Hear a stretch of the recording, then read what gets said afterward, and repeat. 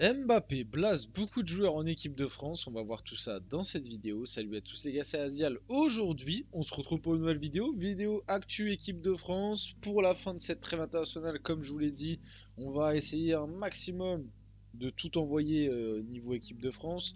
Là, on a quand même fait vaguement, enfin non, pas vaguement justement, assez largement le tour.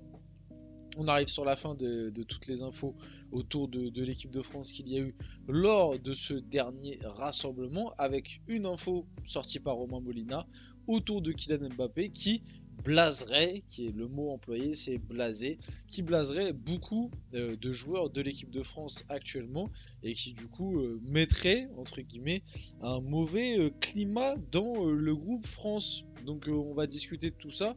On va aussi discuter de Didier Deschamps, d'autres actus de l'équipe de France, parce que l'info de Romain Molina concerne aussi en même temps Didier Deschamps. Bref, avant que la vidéo commence, n'hésitez pas à la liker, à commenter, à partager, à vous abonner. Ça fait toujours plaisir et ça aide pour le développement de la chaîne. Et nous, on va pouvoir y aller dès maintenant et parler du coup de cette actu, de l'actu de l'équipe de France. Donc, information sortie par Romain Molina, les joueurs en interne se disent blasés. Donc les joueurs de l'équipe de France en interne se disent blasés. Pourquoi? Dans cette fédération, dans cette équipe, personne n'ose se parler parce qu'ils ont tous peur de l'ombre de l'un ou de l'autre. Parce que faut rien dire à Kylian Mbappé ou Didier Deschamps. Voilà à l'heure actuelle comment est l'état de cette équipe de France. Est-ce que finalement on est surpris? Moi personnellement non. Je trouve que ça se voit qu'à l'heure actuelle, il y a vraiment 2 mètres à bord qui mettent, on va dire entre guillemets, ce mauvais climat autour de l'équipe de France. C'est Mbappé et Didier Deschamps pour des raisons bel et bien différentes.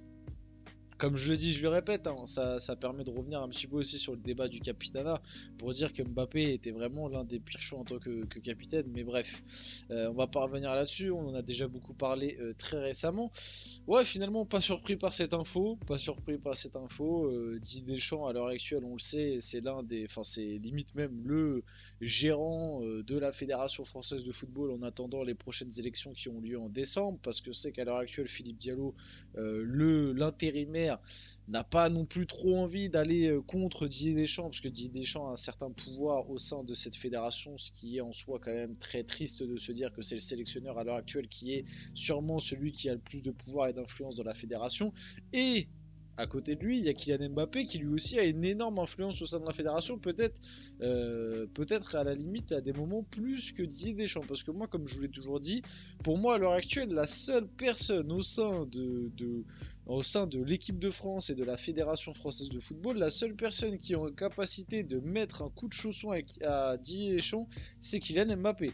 Pour moi, s'il y a vraiment embrouille entre Deschamps et je pense aussi que c'est pour ça que Deschamps est autant derrière Kylian Mbappé et fera tout pour garder Kylian Mbappé à ses côtés, parce que il sait très bien que Kylian Mbappé à l'heure actuelle est peut-être l'un des seuls qui peut lui faire voir la porte avant la fin de son mandat qui est en 2026. Et sur quoi je me base pour dire ça? Je me base sur la simple bonne raison que qui a viré le dernier président de la FFF? Qui a fait partir le dernier président de la Fédération française de football, qui était Noël Le Graët?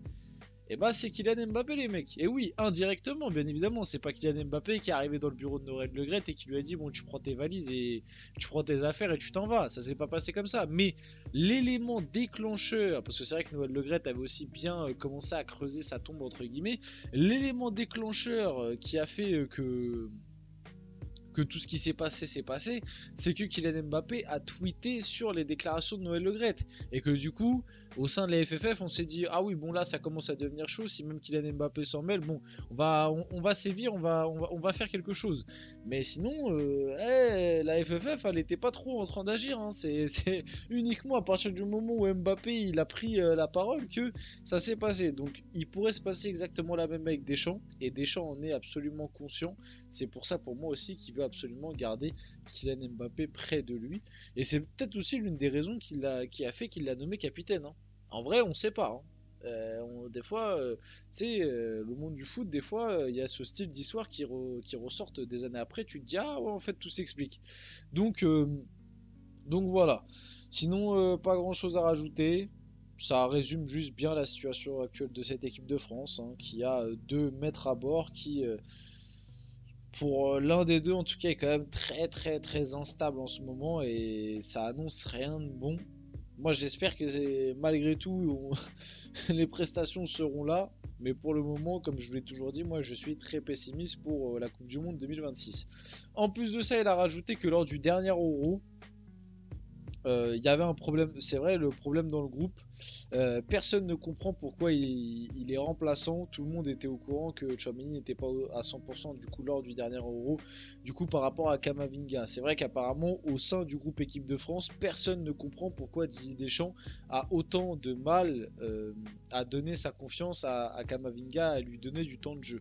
Parce que c'est vrai que même à l'heure actuelle, je pense encore que dans l'esprit de Deschamps, à voir, on verra dans les prochains jours, mais je pense encore dans l'esprit de Deschamps qu'à l'heure actuelle, le milieu de terrain titulaire de cette équipe de France, c'est Rabiot, Kanté, Tchouaméni.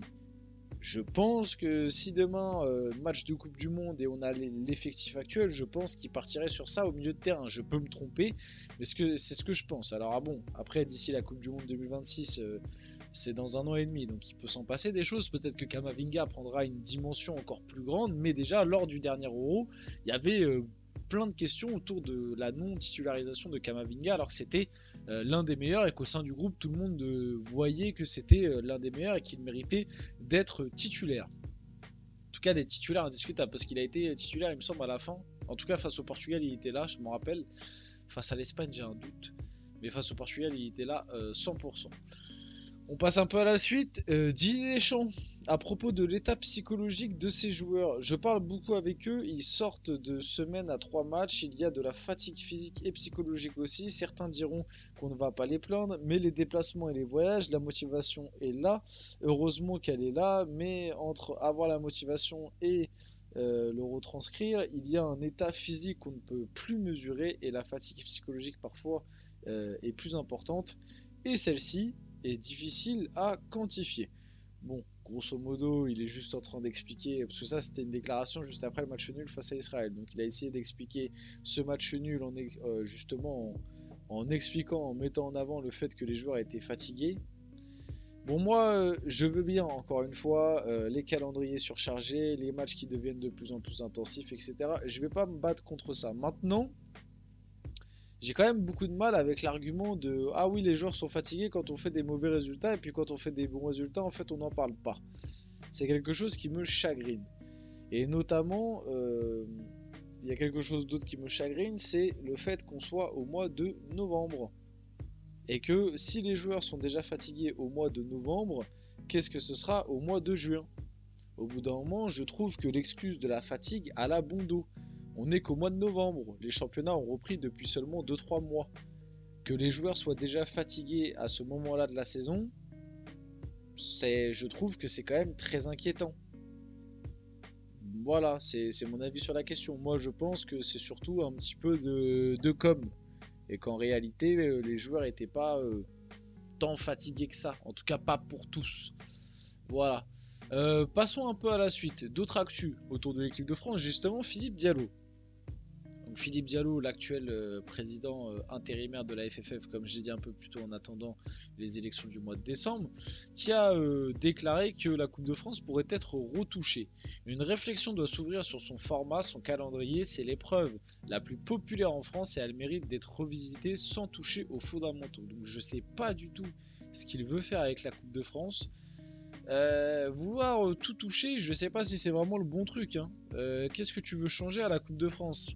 À la limite, changer le calendrier, pourquoi pas, parce que c'est déjà ce qui se passe un petit peu cette année. Les premiers matchs de Coupe de France pour les clubs de Ligue 1, ce sera en janvier et pas en décembre comme les années précédentes, si je me trompe pas, ou l'inverse. Ce sera en décembre et pas en janvier.